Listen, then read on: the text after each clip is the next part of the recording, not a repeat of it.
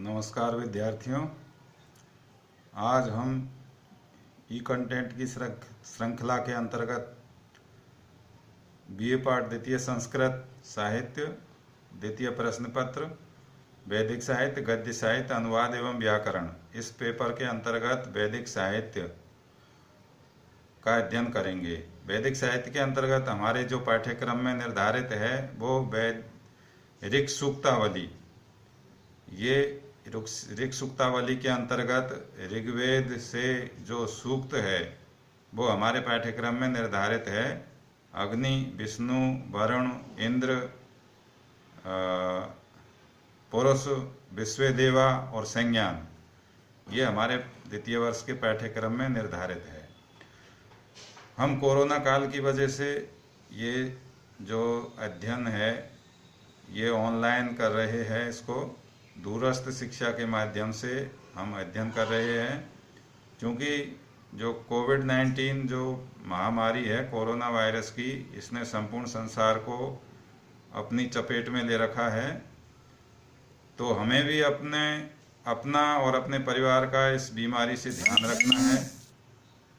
जो सरकार द्वारा निर्धारित एडवाइजरी है उसका सभी विद्यार्थियों को पालन करना है और अपने घर वालों से भी पालन करवाना है और अन्य लोगों में भी इसके लिए जागरूकता, लोगों को जागरूक करने का दायित्व कर्तव्य भी एक अच्छे विद्यार्थी का होता है। तो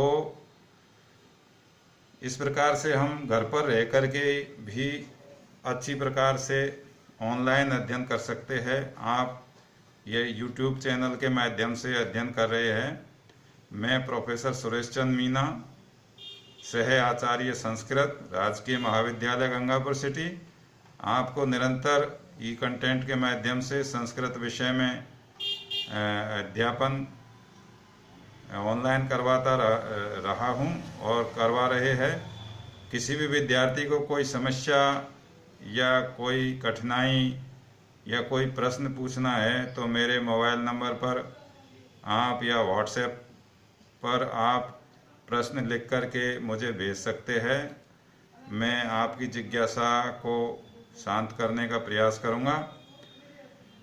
तो इस कंटेंट के अंतर्गत हम अपने विषय वस्तु पर आते हैं। वैदिक साहित्य के अंतर्गत ऋक् सूक्तावली, जैसा कि ऋग्वेद है। ऋग्वेद पूर्व में मैंने बहुत सारा आपको बता दिया है, एक बार पुनः संक्षिप्त में रिपीट कर दूं कि ऋग्वेद है वो संसार का जो साहित्य है उसमें सबसे प्राचीनतम साहित्य माना गया है। अर्थात ऋग्वेद की पुस्तक को सबसे प्राचीन पुस्तक माना गया है।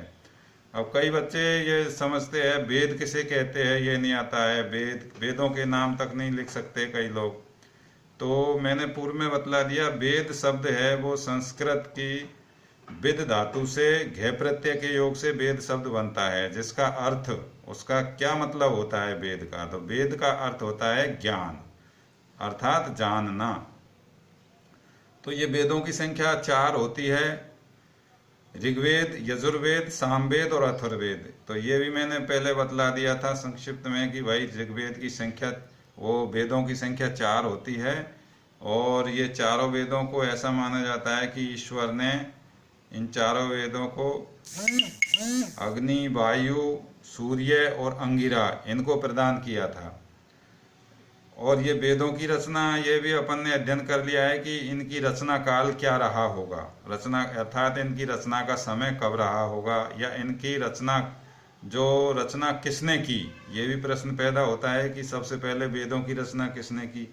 तो जो भारतीय परंपरा है, भारतीय परंपरा के विद्वान है, जो भारतीय जनमानस है, ये तो वेदों को अपौरुषेय मानता है। अर्थात भारतीय परंपरा के अनुसार वेद अपौरुषेय है, ईश्वरीय ज्ञान है। इनकी रचना किसी ने नहीं की, ये ईश्वरीय ज्ञान है। प्रकृति या सृष्टि के प्रारंभ में ईश्वर के द्वारा इसका आविर्भाव किया जाता है। इस ज्ञान को ईश्वर ऋषियों के हृदय में प्रकाशित करते हैं, इसलिए इसको अपौरुषेय माना जाता है। और प्रकाशित करने से ऋषि मंत्र दृष्टार है, तो ऋषियों को मंत्रों के दृष्टा अर्थात देखने वाले, समझने वाले, उनके मंत्रों के ज्ञान को प्रकाशित करने वाले माना गया है। तो ये ऋग्वेद है।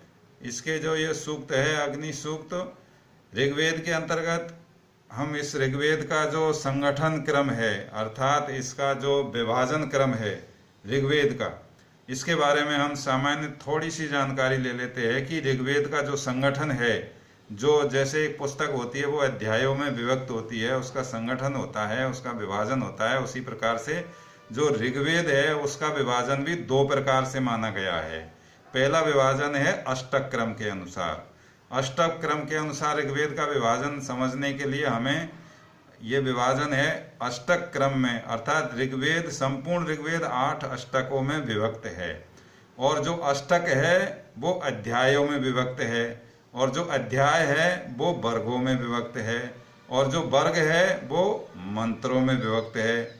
तो 4 चीज हो गई, नंबर 1 अष्टक, नंबर 2 अध्याय, नंबर 3 वर्ग, और उसके बाद में मंत्र। तो संपूर्ण ऋग्वेद में 8 अष्टक है। इसके बाद में प्रत्येक अष्टक में 8 अध्याय है। तो 8 गुणा 8 करेंगे तो कितने आएगा? 64, 64। तो इसका मतलब हुआ कि संपूर्ण ऋग्वेद में 8 अष्टक है, और प्रत्येक अष्टक में 8 अध्याय है, तो कुल संपूर्ण ऋग्वेद में 64 अध्याय हो गए। अब 64 अध्याय हो गए। अध्याय किन में विभक्त है? वर्गों में विभक्त है। तो संपूर्ण ऋग्वेद में जो 64 अध्याय है उसमें 2024 वर्ग है। कितने वर्ग है? 2024 वर्ग है। अब ये 2024 वर्ग भी ऐसे है, वैसे तो 2006 वर्ग है, लेकिन इसमें जो बाल खिल्य है उसके सूक्तों के 18 वर्ग मिलाकर के कुल 2024 वर्ग होते हैं। और ये वर्ग है, ये मंत्रों में मंत्र है, वर्गों में प्रत्येक वर्ग में मंत्र है। ऐसा अनुमान है या मानते हैं कि प्रत्येक वर्ग में 5-5 मंत्र होते हैं। तो इस प्रकार से ऋग्वेद में 10,528 मंत्र माने हैं। किसी ने 10,580 मंत्र भी माने हैं। शौनक ऋषि की गणना के अनुसार उन्होंने 1,53,826 शब्द माने हैं। किसमें? ऋग्वेद में, अष्टक क्रम के अनुसार, कि इसमें ऋग्वेद है, इसमें 1,53,826 शब्द है। और उन्होंने शब्दों के बाद में 4,32,000 मतलब अक्षर अर्थात वर्ण भी माने हैं, कि ऋग्वेद में कुल 4,32,000 के लगभग वर्ण है या अक्षर है। तो ये पहला विभाजन का क्रम हुआ या संगठन का क्रम हुआ अष्टक क्रम, अर्थात अष्टक में विभक्त है, अष्टक अध्यायों में विभक्त है, अध्याय है जो वर्गों में विभक्त है, और वर्ग है वो मंत्रों में विभक्त है। इसका ऋग्वेद का दूसरा जो संगठन है या विभाजन है वो है मंडल क्रम के अनुसार। तो इसी प्रकार से मंडल क्रम में भी ये ऋग्वेद मंडल में विभक्त है। मंडल है जो अनुवाकों में है, और अनुवाक है वो सूक्तों में है, और सूक्त है वो मंत्रों में है।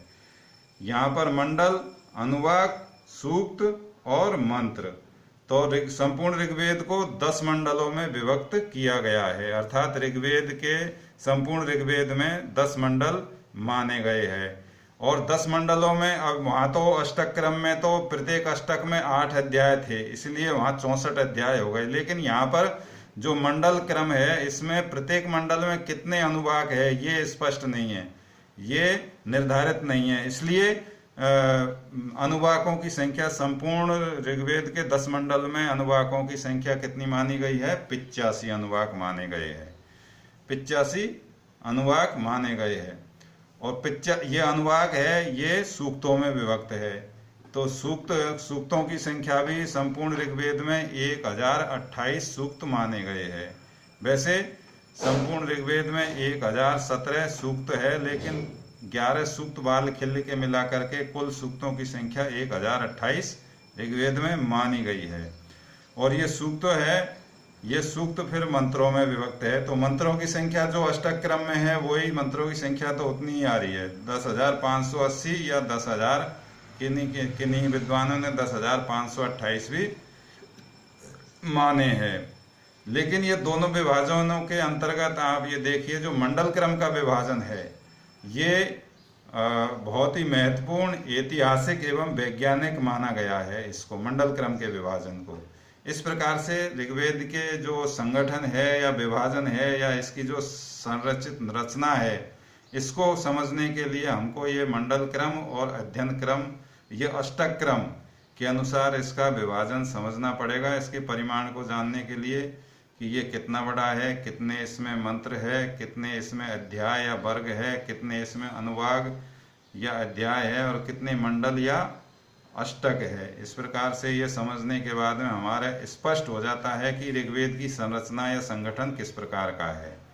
अब हम अगला अध्ययन करेंगे ऋग्वेदिक देवता।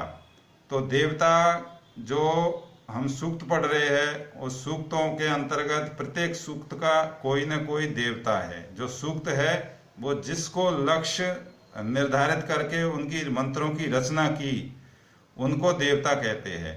तो उन देवताओं की स्तुति या उनकी प्रार्थना किसी ऋषि के द्वारा उन सूक्तों में की गई है। तो ये हम अगले ई कंटेंट में अध्ययन करेंगे। नमस्कार।